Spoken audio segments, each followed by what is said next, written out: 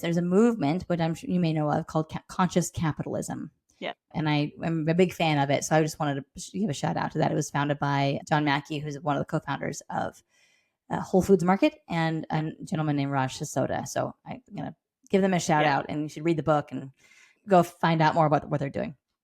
At any rate, so I have a client come to me with, I'm very passionate about the environment. I'm very passionate about having a wellness in the workspace. I'm very passionate about moving things forward along a certain set of values that I have.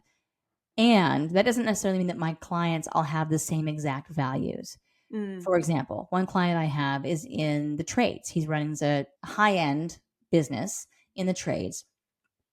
And so he's, around building sites, and a lot of his personnel are people who have maybe a high school education, and they have a really high level of skill in their trade. And that's awesome.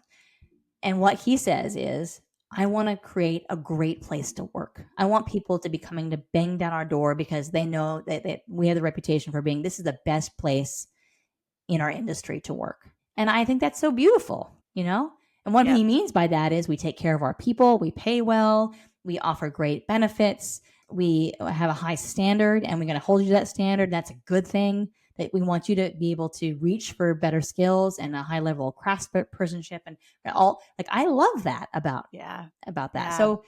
So, and I do have some connection because my family history is in the trade, so I'm able to see that perspective too. But that's what he came to me with, was, I'm growing my business. I know I need some support, and I want to make this the best place to work that I can. I was like, that's awesome.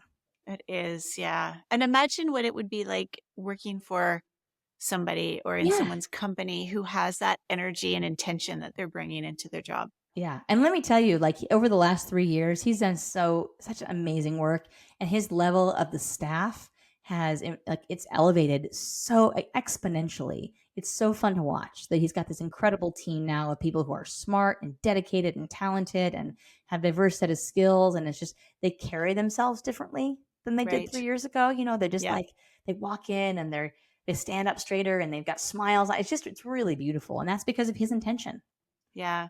Well, and I think it just comes back to when we are conscious about our intentions and where we're putting our energy, it has a ripple effect. It impacts the people around us, which is why I think if we kind of circle back to all we've talked about is to help create work and make work a place where we can enjoy and grow versus a place that depletes us and drains us and becomes like a pain in our butt.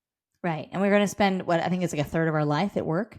Yeah. I mean, so why not enjoy it? And I know that sounds like, to some people who don't feel like they have a choice, and not everybody has as much choices as others do.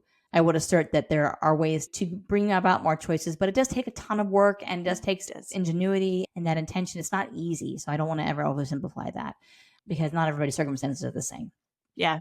And also, I have been witness to some remarkable stories of transformation.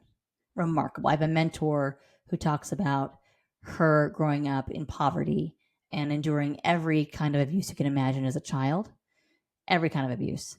And she had one or two family members outside of that immediate family who believed in her, who taught her some things and gave her some hope. And that's where she took that hope and she built on it. So it's really a powerful story. And so when people tell me, why can't I think about people like this, my mentor, who there's every reason in the world for her to say I can't, and yet she chose differently. And not everybody's going to do that, and that's okay. But just to put that out there is like there are pathways. Yeah, there is. And hope, I don't want to say hope can be a strategy, but hope can be pretty powerful. Yeah. Hope is not a strategy, but it is an intention. And it is, we'll go back to that word energy, right? It's a motivator. It really is essential to overcoming anything else.